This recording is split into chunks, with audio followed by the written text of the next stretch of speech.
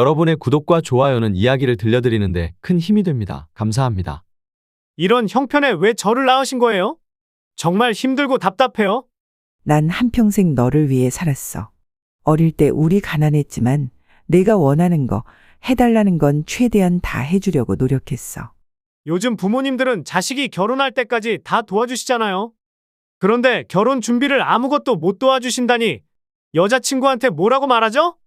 예전부터 너 대학 졸업하면 더 이상의 지원은 없을 거라고 했잖니. 그건 정말 말로만 그러시는 줄 알았죠. 엄마가 이렇게 돈이 없으신 줄은 몰랐어요. 저는 이제 사회에 갓 나온 초년생이에요. 여기서 제가 혼자 돈을 마련하라고 하면 어떻게 하라는 거예요?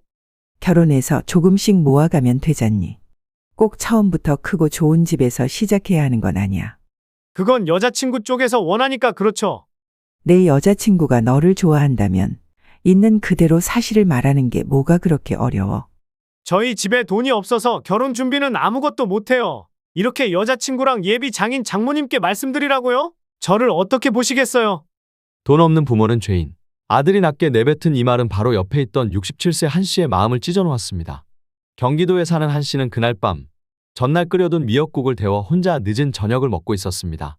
사실 그 전날은 그녀의 생일이었지만 외아들 하나뿐인 자식은 바쁜 일상 속에서 어머니의 생일을 잊은 듯 보였습니다. 냄비에 가득 남은 미역국을 보며 생일날 혼자 끓였던 기억을 되새기던 한 씨는 2숟가락 정도 뜨던 중 현관 비밀번호를 누르는 소리에 고개를 들었습니다. 곧이어 술 냄새를 풍기며 들어온 아들은 얼굴이 벌겋게 달아오른 채 다짜고짜 할머니에게 화를 냈습니다. 도대체 나를 왜 낳았어요? 라는 말에 한 씨 할머니는 놀라들던 숟가락을 놓았고 삼키던 밥도 소화되지 않아 싱크대로 뱉을 수밖에 없었습니다. 식탁 위 미역국을 멍하니 바라보던 아들은 한참을 고민하다 손으로 얼굴을 감싸며 자책했습니다. 매년 꼭 챙기겠다고 다짐했는데 올해도 결국 잊어버렸구나. 아들은 자신을 탓하며 눈길을 피했습니다. 혼자 맞이하는 생일에 익숙해지려 했던 한 씨였지만 그날도 익숙함보다는 쓸쓸함이 밀려왔습니다. 왜 혼자 미역국을 드세요? 한참 말없이 앉아있던 아들은 주방으로 가 그릇에 미역국을 가득 담아와 한 씨의 맞은편에 앉았습니다. 숟가락을 들고 국을 한 입 든 순간 아들의 눈가에는 눈물이 고이더니 곧 흘러내려 미역국과 섞였습니다. 미역국을 먹는 것인지 눈물을 삼키는 것인지 분간할 수 없을 정도로 아들은 오열했고 한 씨는 아무 말 없이 다시 숟가락을 들었습니다. 집안은 조용했습니다. 훌쩍이는 소리와 국그릇과 숟가락이 부딪히는 소리만이 울려 퍼졌습니다. 미역국을 다 비운 아들은 한참 동안 자리를 떠나지 못한 채 거실을 둘러보았습니다. 텅 빈 집안 그리고 정갈하게 걸려있는 자신이 사들인 정장 한 벌만이 눈에 들어왔습니다. 아들은 그제야 깨달았습니다. 그 정장 한 벌 외에는 자신이 엄마에게 해준 것이 없다는 사실을. 자책에 빠진 아들은 한 씨에게 미안하다는 말을 남기고 조용히 집을 떠났습니다. 그날 밤 한 씨의 마음속에는 아직 식지 않은 미역국의 온기와 아들의 눈물이 잔잔히 남아있었습니다. 한 씨의 거실은 무엇 하나 빛나는 것 없이 삭막해 보였습니다. 아들의 눈에 그 집은 마치 자신을 떠나보내려는 사람의 마지막 모습처럼 느껴졌습니다. 그제야 아들은 자신이 저질렀던 행동들을 깊이 후회하기 시작했습니다. 그런 아들의 변한 모습이 한 씨에게는 너무나 낯설게 다가왔고 그녀는 빈 국그릇 속 숟가락만을 멍하니 휘저으며 어떻게 해야 할지 몰라 했습니다. 한 씨와 아들 사이에는 오랜 세월의 사연이 숨겨져 있었습니다. 한 씨는 어린 시절 외진 시골에서 자랐습니다. 그녀의 부모는 욕심 없이 가족이 먹을 만큼의 채소만을 재배하며 살아갔고 재산을 모으는 데는 관심이 없었습니다. 그 결과 한 씨와 그녀의 형제들은 각자의 길을 알아서 찾아 나가야 했습니다.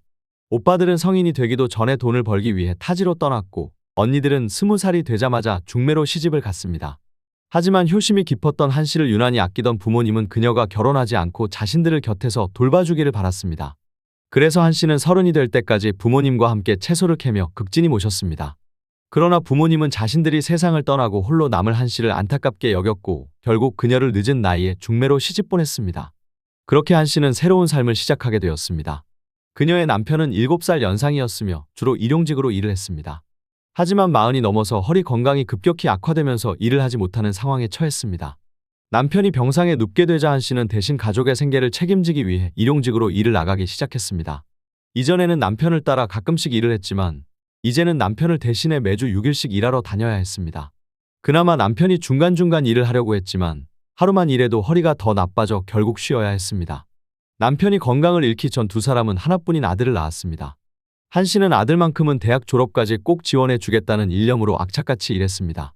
그러나 일주일에 6일을 일한다는 것은 결코 쉬운 일이 아니었습니다. 매일 밤 한 씨는 몸살에 끙끙 앓으며 잠들었고 이따금 다정했던 남편이 그녀의 어깨를 주물러주며 위로해 주기도 했습니다. 그렇게 한 씨는 가장으로서의 역할을 묵묵히 감당하며 가족을 지탱해 갔습니다. 한 씨는 남편과 외아들을 위해 가장의 역할을 해야만 했습니다. 그러나 그녀가 벌어오는 돈으로는 가족의 생계를 유지하기조차 빠듯했고 아들의 미래를 위해 저축까지 해야 했기에 한 씨는 무엇이든 아끼며 생활해야 했습니다. 하지만 남편은 한 씨의 이런 절약하는 삶에 점차 돈에 예민해지기 시작했습니다. 아들이 학교에서 준비물이나 우유값, 문제집 비용을 요구할 때마다 남편은 돈 없다며 한숨을 쉬거나 얼굴을 찌푸렸습니다. 이런 태도는 집안의 긴장감을 더했고 아들은 과자나 장난감 같은 사소한 것조차 사달라고 말하기 어려웠습니다. 전기요금이나 공과금 납부 시기가 되면 남편은 더욱 예민해졌습니다. 작은 일에도 화를 내고 소리를 지르며 불안한 가정을 만들었습니다. 아들은 집에 돈이 없다, 아껴 써야 한다는 말을 매일같이 들어야 했고 이런 환경은 어린 마음에 깊은 상처를 남겼습니다. 남편은 심지어 아들에게 부모님 직업이 뭐냐고 물으면 공무원이라고 대답하라고 강요했고 아들은 이런 아버지를 이해할 수 없었습니다. 아들이 불만을 조금이라도 표현하면 남편은 말로 설득하기보다는 밥 먹여주고 재워주는데 이 정도면 충분하지, 뭘 더 바라느냐며 소리를 지르곤 했습니다. 이런 상황 속에서도 한 씨는 몰래 아들을 위해 최선을 다했습니다. 아들이 먹고 싶어하는 음식을 먹으러 가고 필요한 옷이 있으면 사주며 자신만의 방식으로 아들을 위로했습니다. 아들은 어린 시절 집이 특별히 가난하다고 느끼지는 않았습니다. 넉넉한 생활은 아니었지만 좁은 집도 아니었고 굶는 일 없이 지냈습니다. 하지만 남편은 시간이 지날수록 점점 더 까칠해졌고 아들에게 대학 진학을 반대하며 차라리 공장에 취직해 생활비를 가져오라고 한 씨에게 말했습니다. 한 씨는 남편의 이런 말에 단호히 맞섰습니다. 무슨 일이 있어도 아들을 대학에 보내겠다고 선언하며 아들을 향한 의지를 굳혔습니다. 하지만 남편은 아들과 밥을 먹을 때마다 요즘 대학 나와도 별거 없다, 바로 취직해서 돈 벌어오는 게 낫지 않겠냐는 말을 반복했고 이를 들은 아들은 표정이 굳어지곤 했습니다. 아들은 결국 아버지 몰래 대학 입학을 준비했고 합격 소식을 숨기며 홀로 기뻐해야 했습니다. 그러나 이 사실을 뒤늦게 알게 된 남편은 방에서 담배를 피우던 중 화를 참지 못하고 재떨이를 아들 쪽으로 던졌습니다. 다행히 아들은 맞지 않았지만 재떨이는 장롱을 강타하며 부서졌고 담배재는 아들이 입고 있던 옷과 방 안 곳곳에 흩어졌습니다. 아들은 맞지 않았지만 그날 이후 아버지에 대한 마음은 완전히 닫혀버렸습니다. 그 사건은 한 씨가 장을 보러 나간 사이에 벌어진 일로 집으로 돌아온 한 씨는 이미 난장판이 된 집안과 가출한 아들을 마주해야 했습니다. 남편은 오히려 화를 내며 한 씨에게 책임을 돌렸지만 한 씨도 물러서지 않았습니다. 내 아들은 무슨 일이 있어도 대학 졸업시킬 거예요. 당신이 방해하지 말아요. 아들은 더 좋은 대학에 갈 수 있었지만 장학금을 받을 수 있는 지방 대학으로 진학해야 할지 고민에 빠졌습니다. 이를 지켜보던 한 씨는 등록금은 엄마가 해결할 테니 원하는 학교에 가라고 아들을 안심시켰습니다. 그렇게 아들은 아르바이트로 생활비를 벌며 대학을 졸업했습니다. 대학 시절 동안 등록금 외에는 부모에게 도움을 요청하지 않았고 졸업 후 곧바로 중견기업에 취직해 자립했습니다. 취직 후 아들은 가장 먼저 한 씨에게 근사한 정장을 한 벌 선물했습니다. 짧은 머리를 주로 하던 한 씨는 드레스나 원피스보다는 정장이 더 잘 어울리는 편이었고 정장을 아껴 입으며 안 입는 계절에는 비닐로 감싸둘 정도로 소중히 여겼습니다. 그 시기에도 한 씨는 여전히 일용직 일을 다녔고 남편은 집에서 쉬는 날이 대부분이었습니다. 남편은 집안일을 도울 생각은커녕 한 씨가 퇴근할 때마다 집은 어지럽혀져 있곤 했습니다. 그런 가운데 아들은 아버지와 거의 연락을 끊고 지냈습니다. 그러나 아들이 취직한 뒤부터 남편은 점점 아들에게 연락을 하기 시작했습니다. 어느 날 남편은 한 씨에게 아들에게 사과하고 싶다며 번호를 알려달라고 요청했습니다. 한 씨는 그의 진심을 믿고 번호를 알려줬지만 남편의 속내는 달랐습니다. 그는 취직한 아들에게 생활비를 요구할 속셈이었던 것입니다. 남편은 한 씨에게도 돈을 거의 주지 않았고 집안일에도 무관심했습니다. 남편은 아들에게 전화를 걸어 너 어릴 때 아빠가 잘못했지만 진심이 아니었어, 미안하다며 사과했습니다. 아들은 아버지를 좋아하지는 않았지만 연락을 끊을 수도 없어 사과를 받아들였습니다. 하지만 얼마 지나지 않아 남편은 본론을 꺼냈습니다. 직장 다니면서 얼마나 벌어? 이제 슬슬 생활비를 보내야 하지 않겠니? 너희 엄마는 나한테 돈 한 푼도 안 준다. 아들은 결국 이러려고 연락했구나 싶었지만 그래도 부모님께 자신이 성공한 모습을 보여주고 싶다는 생각에 생활비를 보내기 시작했습니다. 하지만 아버지는 아들이 30살이 되기 전까지 매달 꾸준히 돈을 받으며 한 씨에게는 그 사실을 알리지 않았습니다. 아들의 돈을 받는 동안에도 남편은 가족을 위한 노력은커녕 여전히 집안일도 하지 않고 자신의 편안함만을 추구했습니다. 한 씨는 나이가 들면서 기력이 점점 쇠약해져 주 6일 일하던 것을 주 4일로 줄였습니다. 반면 남편은 여전히 일을 할 생각이 없었습니다. 그는 죽을 때까지 한 씨와 아들 그리고 국가에서 주는 기초연금에만 의지하며 살겠다는 태도를 보였습니다. 남편은 몸 상태가 좋아져 간단한 아르바이트 정도는 할 수 있었지만 누구 밑에서 일하고 싶지 않다, 귀찮다는 이유로 일을 하지 않았습니다. 한 씨는 이런 남편을 보며 답답함에 속이 터질 지경이었습니다. 그녀는 당신도 이제 스스로 돈을 벌어야 하지 않겠어? 나도 언제까지 일할 수 있을지 모르는데라고 따졌지만 남편은 태연히 나는 욕심 없어. 지금 생활이 딱 좋아. 조금 있으면 연금도 받을 텐데 괜히 알바해서 소득 잡히면 연금 못 받을 수 있다고 변명했습니다. 남편은 용돈도 거의 받지 않으면서도 자꾸 필요한 물건을 사오거나 먹을 것을 사오는 모습을 보였습니다. 이를 의아하게 여긴 한 씨가 집요하게 물어보자 남편은 아들에게 생활비를 받는다고 말해 한 씨를 경악하게 했습니다. 당신 미쳤어? 이제 막 돈 모으기 시작했을 텐데 그 귀한 돈을 왜 받아? 라며 한 씨가 화를 내자 남편은 뭘 그렇게 화를 내? 아들이 돈 좀 부모한테 줄 수도 있는 거지. 요즘 유튜브 보면 다들 몇십만 원씩 자식한테 받아 쓴다던데. 그 돈이 뭐가 아까워? 라고 대수롭지 않게 대답했습니다. 한 씨는 즉시 아들에게 전화를 걸어 다시는 아버지에게 돈을 보내지 말라고 단단히 당부했습니다. 사실 아들도 이미 아버지와 연락을 끊을 생각을 하고 있었습니다. 남편은 단순히 생활비를 받는 것을 넘어 아들에게 신용관리 잘해서 나중에 대출받아 도와달라는 말까지 했던 것입니다. 아들이 더 이상 생활비를 보내지 않자 남편은 예전 성격이 드러나기 시작했습니다. 내가 널 키워줬으면 키워준 값은 줘야지 라고 소리치며 아들을 압박했습니다. 그러나 아들은 단호히 저는 엄마에게 드렸으면 드렸지. 아버지에게는 줄 생각 없습니다. 엄마가 돈 벌고 집안일 다 하셨잖아요. 아버지는 어릴 때 저를 방치하셨던 분이잖아요. 라고 응수했습니다. 이 대화 이후 아들은 결국 아버지의 번호를 차단했습니다. 한 씨는 그런 아들을 보며 안타까웠지만 한편으로는 다행이라고 생각했습니다. 그동안 한 씨는 최대한 절약하며 살아왔고 그 덕분에 꽤 많은 돈을 모을 수 있었습니다. 그러나 남편에게는 그 사실을 절대 알리지 않았습니다. 한 씨는 자신이 모은 돈만큼은 남편이 아니라 오롯이 자신과 아들을 위해 쓰겠다는 결심을 굳혔습니다. 그러나 남편의 건강이 급격히 악화되기 시작했습니다. 오랜 시간 집에만 앉아있던 남편은 워낙 움직이기를 싫어했고 하루 한갑반에 담배를 피우는 생활을 이어오다 보니 건강은 나빠질 수밖에 없었습니다. 결국 건강검진에서 남편은 폐암 사기 진단을 받았습니다. 한 씨는 남편을 원망하기도 했지만 한편으로는 안타까운 마음에 병원비를 마련하고 정성껏 간호했습니다. 남편은 세상을 떠나기 전에서야 성격이 누그러져 아들에게 미안하다는 말을 남겼습니다. 아들은 그런 아버지를 원망하면서도 그의 처지가 불쌍하게 느껴졌습니다. 남편이 떠난 뒤 한 씨는 극심한 우울증에 시달렸습니다. 평생 가장으로서 가족을 위해 헌신했지만 정작 자신에게는 친구도 취미도 없었으며 형제들과의 연락도 끊긴 지 오래였습니다. 시간이 흘러 아들은 여자친구와의 결혼을 결심하고 한 씨에게 소식을 전했습니다. 한 씨는 외동아들이 결혼하기를 간절히 바랐기에 이 결정을 크게 반겼습니다. 하지만 한 씨는 자식에게 얼마나 도움을 줄 수 있을지 고민에 빠졌습니다. 몸이 점점 약해지고 있어 언제까지 일을 할 수 있을지 몰랐고 무리하게 도와줬다가 결국 자신이 아들에게 손을 벌리는 상황이 생길까 두려웠습니다. 어느 날 아들은 상견례 날짜가 잡혔다며 한 씨에게 선물을 준비하라고 말했습니다. 한 씨는 상견례에 무슨 선물이냐며 의아해했지만 아들은 여자친구 부모님 쪽에서 그렇게 요청하신 것 같아요. 마음을 주고받는 게 중요하니까 비싸지 않은 걸로 준비하시면 될 것 같아요 라고 설명했습니다. 상견례 당일 한 씨는 아들이 취직 후 선물했던 정장을 입고 약속 장소로 향했습니다.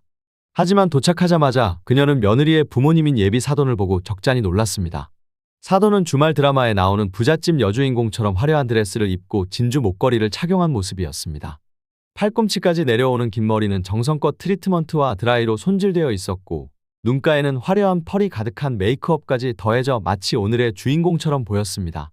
안녕하세요. 말씀 많이 들었습니다. 사돈의 모습은 한 씨보다 10살은 어려 보였습니다. 인사를 나눈 뒤 상견례 자리에 앉았지만 곧이어 메뉴판을 본 한 씨는 눈을 휘둥그레 뜨고 말았습니다. 예약된 식당은 고급스러운 분위기만큼이나 메뉴 가격도 엄청났습니다. 한 씨는 식사비를 아들이 부담한다고 생각하면서도 그 부담이 내심 걱정되었습니다. 그날 상견례는 화려한 첫인상만큼이나 한 씨에게 복잡한 감정을 남겼습니다. 아들의 결혼을 축복하면서도 현실적인 걱정이 머릿속을 떠나지 않았습니다. 한 씨는 어차피 자식들이 내겠지 하고 상견례 식사비에 대해 크게 걱정하지 않으려 했지만 주문을 하면서도 마음이 편치 않았습니다. 식사가 시작되기 전 한 씨는 준비한 선물을 사돈에게 건넸습니다. 원래 상견례에서 선물을 주고받나요? 제가 자식을 처음 결혼시키는 거라 잘 몰라서요. 건강 챙기시라고 홍삼을 준비했어요. 빨간 종이 가방에 담긴 홍삼을 본 사돈의 표정은 순간 굳어졌지만 애써 웃으며 준비한 선물을 꺼냈습니다. 사돈이 꺼낸 선물은 화려한 목걸이와 고급 화장품이었습니다. 이런 걸 저희가 주인공도 아닌데 다 해오셨어요. 결혼식 때 옷이라고 준비했어요. 보는 눈이 많으니까요. 사돈의 말은 한 씨에게 마치 결혼식에 초라한 모습으로 오지 말라는 뜻으로 들렸습니다. 한 씨는 선물을 받아야 할지 망설였지만 아들이 눈짓으로 받아달라는 신호를 보내는 바람에 어쩔 수 없이 받아들였습니다. 식사가 진행된 뒤 한 씨는 잠시 아들과 단둘이 대화를 나눴습니다. 너 여자친구네 집이 잘 사는 것 같구나 라고 묻자 아들은 그런 것 같아요. 장인어른이 대기업에 다니시거든요. 결혼할 때 많이 해주실 것 같아요. 그런데 엄마, 집은 남자 쪽에서 하는 게 맞지 않나요? 라고 대답했습니다. 아들의 말을 들은 한 씨는 당황했습니다. 상견례 전까지만 해도 아들이 도움을 요청하지 않은 터라 한 씨는 결혼 준비를 스스로 해결하려는 것이라 생각했던 것입니다. 한 씨는 내심 결혼 자금을 도와줘야 하나 고민하던 중이었지만 아들이 직접 언급하지 않는 한 먼저 말을 꺼내지 않으려 했습니다. 그러나 식사를 마친 뒤 상황은 더 난감해졌습니다. 계산을 해야 할 때 아들과 며느리는 어디론가 사라졌고 예비 사돈도 딴짓을 하며 눈길을 피했습니다. 직원이 계산하시겠습니까? 라고 묻자 한 씨는 예비 사돈이 못 들은 척하자 결국 지갑을 꺼내야 했습니다. 한 끼 식사비로 80만 원이라는 청구서를 받았을 때 한 씨는 손이 떨릴 정도였습니다. 뒤늦게 돌아온 아들은 저희가 계산하려고 했는데 아는 지인이 와 있어서 잠깐 얘기하느라 길어졌어요라며 변명했지만 돈을 보내겠다는 말은 끝내 하지 않았습니다. 한 씨는 그나마 사돈에게 받은 비싼 선물로 이를 퉁친 셈치기로 했습니다. 그 이후 아들은 한 씨에게 집요하게 결혼 후 들어갈 집 문제를 거론하기 시작했습니다. 한 씨는 아들에게 전세로 먼저 시작하라고 조언하며 일부 전세금을 지원하겠다고 약속했습니다. 그러면서도 나머지는 내가 벌어서 차근차근 모아가라고 덧붙였습니다. 한 씨는 아들이 점점 더 많은 것을 요구할까 봐 걱정이 앞섰지만 자신의 형편에 맞게 도움을 주려 최선을 다했습니다. 아들은 한 씨의 전세 제안을 탐탁지 않게 여겼습니다. 한 씨는 아들의 예상치 못한 반응에 당황했습니다. 엄마, 모아놓은 돈 있잖아요. 그거 제 결혼 자금으로 쓰려고 모은 거 아니었어요? 라고 묻는 아들에게 한 씨는 솔직하게 대답했습니다. 내가 너를 위해 모아둔 돈은 원래 대학 등록금까지만이었어. 결혼까지 지원해주면 나중에 엄마가 너희에게 생활비를 받아야 할지도 몰라. 그건 너희에게도 좋지 않을 거야. 한 씨의 대답에 아들은 아무 말도 하지 않고 집으로 돌아갔습니다. 상견례 이후 바로 결혼할 줄 알았던 아들은 어느새 결혼 계획을 미루기 시작했습니다. 한 씨는 자신이 한 말 때문인지 고민했지만 현실적으로 집을 마련해 줄 수는 없는 상황이었습니다. 한 달 후 비가 거세게 내리는 늦은 밤 아들은 한 씨의 집을 찾아왔습니다. 그날 한 씨는 아파트 청소 일을 마치고 늦은 저녁을 준비 중이었습니다. 전날은 한 씨의 생일이었지만 한 씨는 미역국을 끓여놓고도 컨디션이 좋지 않아 먹지 못했습니다. 아들도 생신을 챙길 만큼 세심한 성격이 아니었기에 한 씨는 외로운 생일을 보냈습니다. 그녀는 친구도 없었고 친구를 만들 성격도 아니었기에 아들에게 생일이라고 와달라는 말조차 하지 못했습니다. 생일 다음 날 미역국을 데워 밥상을 차리던 한 씨는 현관 앞에서 비에 흠뻑 젖은 아들을 마주했습니다. 이 비 오는 날 우산도 없이 어떻게 온 거야? 한 씨는 걸레를 가져와 바닥을 닦으려 했습니다. 그때 아들은 울컥한 듯 외쳤습니다. 이런 형편에 왜 자식을 낳으셨나요? 정말 지긋지긋해요. 한 씨는 아들의 말에 놀랐지만 동시에 가슴 깊은 곳에서 화가 치밀어 올랐습니다. 난 평생 너를 위해 살았어. 어릴 때 우리 집 가난했지만 내가 해달라는 건 최대한 다 해줬어. 그러나 아들은 목소리를 낮추며 답했습니다. 저 정말 막막해요. 집을 못 해준다니까 여자친구 집에서 결혼 다시 생각하라고 하잖아요. 잠시 침묵이 흐른 후 아들은 조용히 속삭였습니다. 돈 없는 부모는 죄인인가 봐요. 그 말을 내뱉은 아들은 곧바로 후회하며 어머니의 눈치를 보기 시작했습니다. 고개를 숙인 아들의 눈에 미역국 그릇이 들어왔고 그제야 아들은 어제가 어머니의 생일이었다는 사실을 깨달았습니다. 그는 아무 말 없이 국그릇을 가져와 미역국을 떠먹기 시작했습니다. 한 숟가락씩 미역국을 먹으며 아들은 자신이 엄마에게 해준 게 아무것도 없다는 사실을 떠올렸습니다. 흔한 생일조차 챙기지 못했으면서 오히려 집을 해달라고 떼를 쓴 자신이 부끄러웠습니다. 미역국을 먹으며 흘린 눈물은 국그릇에 섞였습니다. 아들이 국을 먹자 한 씨도 조용히 숟가락을 들어 함께 식사를 시작했습니다. 식사를 마친 아들은 어머니의 집안을 둘러보았습니다. 간소하고 조촐한 집안의 모습이 새삼스럽게 그의 눈에 들어왔습니다. 아들이 본 엄마의 집은 허전하기 그지없었습니다. 거실에는 텔레비전과 소파 그리고 유일하게 아들이 사준 정장이 걸려 있었습니다. 다른 옷들은 옷장 안에 가지런히 정리되어 있었지만 그 정장만은 마치 자랑하듯 거실에 걸려 있었습니다. 아들은 정장을 바라보며 깨달았습니다. 자신이 엄마에게 해준 것이 저 정장 한 벌뿐이었다는 사실을.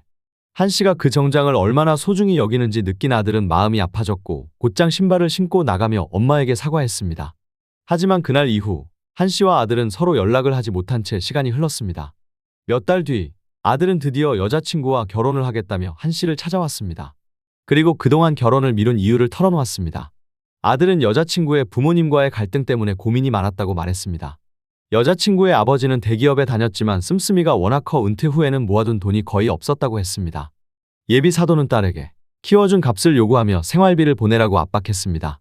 이는 마치 한 씨의 남편이 아들에게 했던 행동을 떠올리게 했습니다.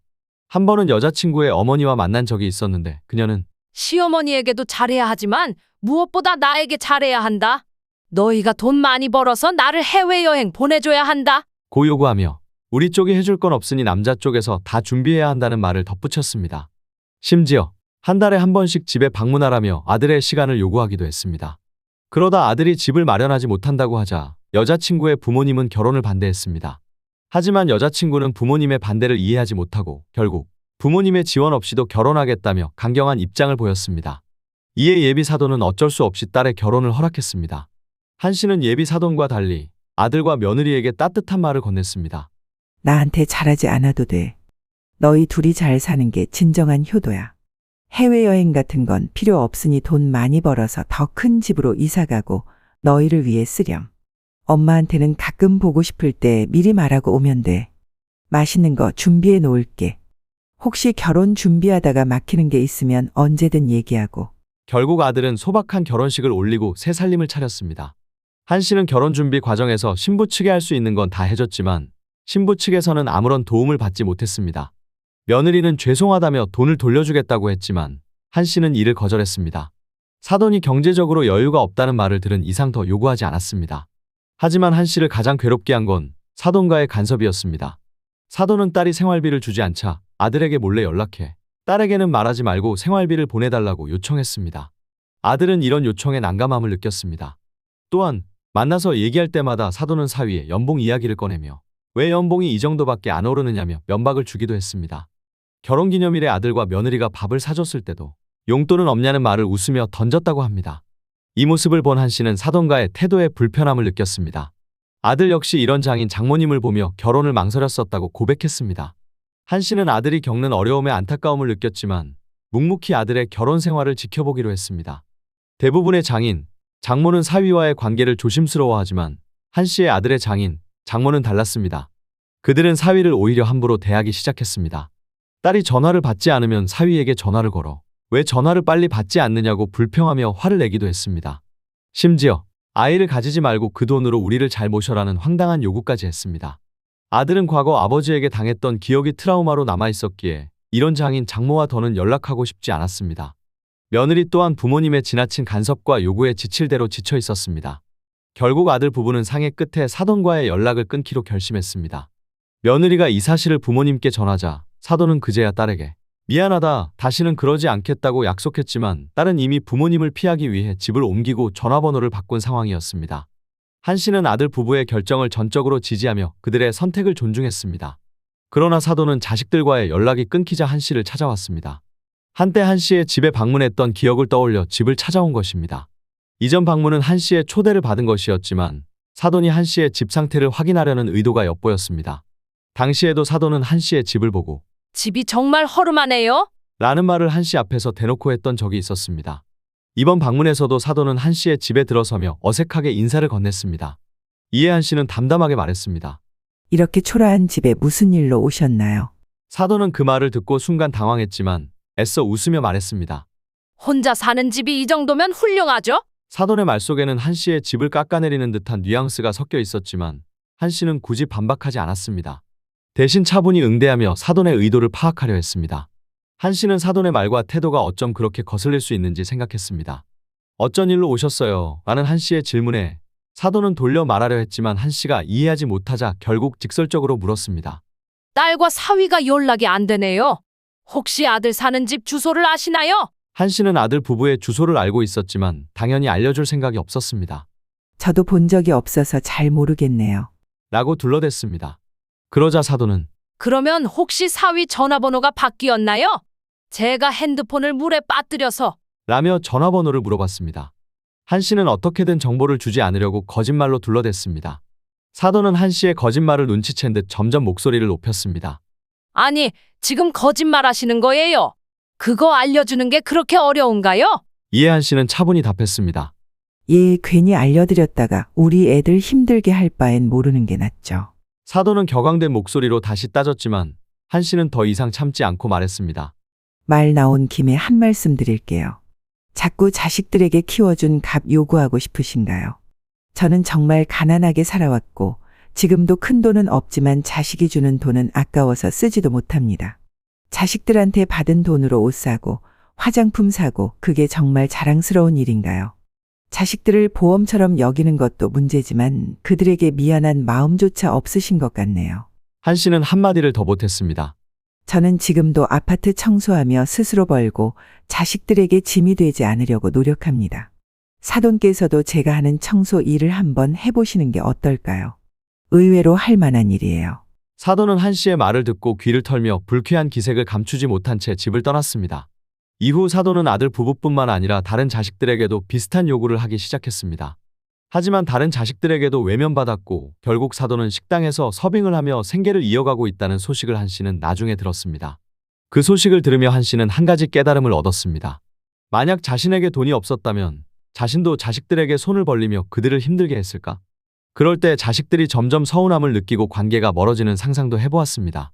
결국 한 씨는 자식들에게 무리해서 도움을 주지 않기로 한 결정을 잘했다고 생각했습니다. 노후를 준비한 부모가 자식들에게 최고의 선물이라는 말을 떠올리며 앞으로도 자신의 건강과 재산을 잘 관리해 자식들에게 짐이 되지 않는 삶을 살겠다고 다짐했습니다. 다음 해 한 씨의 생일날 아들과 며느리가 함께 찾아왔습니다. 며느리는 한 씨를 대신해 미역국을 끓였고 아들은 한 씨에게 또 다른 정장을 선물했습니다.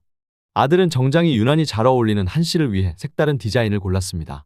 한 씨는 아들과 며느리와 적당한 거리를 유지하며 서로 부담을 주지 않고도 다정한 관계를 이어갔습니다. 이제 한 씨는 어느 정도 여유가 생겨 복지관에 다니며 또래 친구들과 취미 활동을 시작했습니다. 그 중에서도 한 씨가 가장 배우고 싶었던 것은 글쓰기였습니다. 어린 시절, 한 씨는 형제들 중 유일하게 초등학교를 다니지 못해 글을 배울 기회를 놓쳤습니다. 이제는 늦었지만 아들에게 사랑한다는 말을 글로 전하고 싶다는 생각에 용기를 냈습니다. 한 씨는 삐뚤삐뚤한 글씨로 아들 사랑한다라는 문구를 연습하며 웃음을 지었습니다. 자신의 이야기를 적어 내려가며 스스로의 삶을 돌아보고 더 나은 노후를 다짐했습니다. 여러분은 이런 한 씨의 이야기를 들으며 어떤 생각이 드셨나요? 나이가 들었을 때 생활비가 부족해 자식들에게 손을 벌려야 하는 상황을 상상해 보신 적이 있나요? 자식들에게 의지하는 순간 죄책감과 미안함은 물론 자신의 삶을 주도적으로 살지 못하게 될 수도 있습니다. 자식들을 위해 무엇이든 해주고 싶은 마음은 이해하지만 절대 무리해서는 안 됩니다. 자식들의 미래보다 자신의 노후를 우선적으로 준비해야 합니다. 자식에게 짐이 되지 않으려면 무엇보다 돈과 건강이 중요하다는 사실을 기억하세요. 여러분은 지금 자식들에게 짐이 되지 않기 위한 준비를 잘하고 계신가요? 노후를 계획하며 자신만의 행복을 찾는 삶을 응원합니다. 오늘도 여러분의 건강하고 풍요로운 여생을 기원합니다. 다음에 더 좋은 이야기를 들고 찾아뵙겠습니다. 여러분의 구독과 좋아요는 큰 힘이 됩니다. 감사합니다.